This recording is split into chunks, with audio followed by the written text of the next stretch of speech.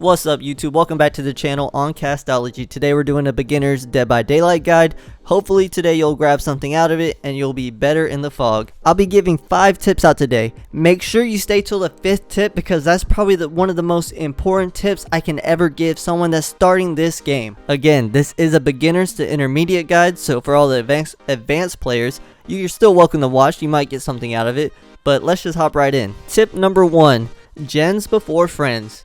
I always like to say gen progress is key in a DBD game because if you don't do gens, you're not going to be able to get to the door to even unlock it. Some perks that will help with gen progress will be Prove Thyself, Deja Vu, and Built to Last.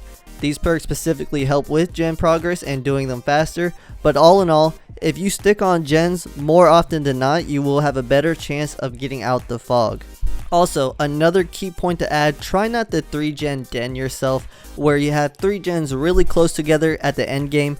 It usually tends to favor the killer more when you do that, so if you can avoid it, try to. And obviously sometimes you can't avoid it. It's one of those things you just got to keep in mind while you're doing gens. Like if you did 2 gens on one side of the map, try and flip the map and go to the middle side and finish a gen over there. Also, at the beginning of the game, I always like to try and hit the middle gen of the map.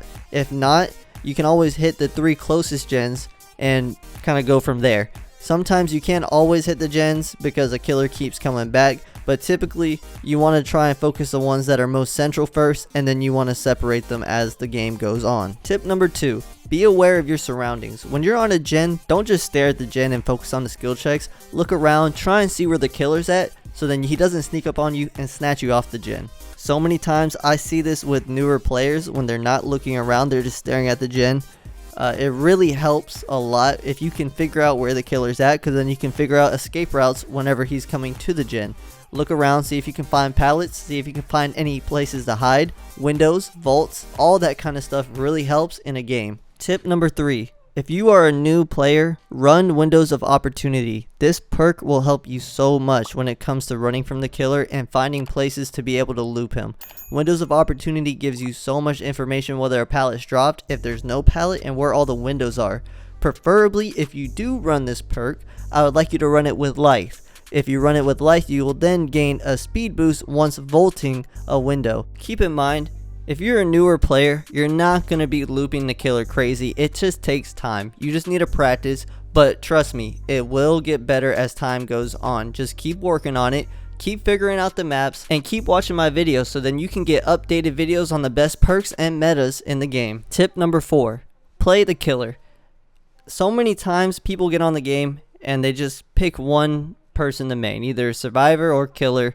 But the thing is, if you play killer as a survivor main, you learn so much more about how the game works and what killers actually see. Because in a game, a killer sees in first person, the survivors see in third person, which kind of gives you a huge camera advantage, at least in figuring out what all can work against a killer. And generally, whenever you do play killer and survivor, you tend to just get better at the game naturally a little bit quicker than if you were just to play one or the other. So I highly suggest play killer and play survivor so then you can get good at the game on both ends of the spectrum. And tip number 5, the most important tip I can give a beginning Dead by Daylight player: don't get mad at the game. So many times a newer player will get upset or mad at the game and then just leave. That will not help anyone. It won't help your teammates and it won't help you get better at the game. Trust me, nobody was good at Dead by Daylight when they first started. Trust me, it took time. There's a lot of knowledge checks in this game, so as you play the game, as you watch more YouTube videos, you'll learn more about it and you'll be better prepared against the killer next time.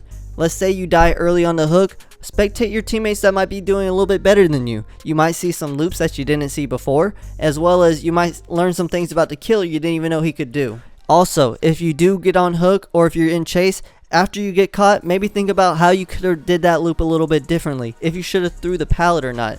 You know, you can't blame everything on the killer or on your teammates. Sometimes you gotta self-reflect in this game, and I think that will help you the most as well. If you guys enjoyed this video, please leave a like. Let me know your thoughts in the comments, and as well, subscribe. Thank you guys.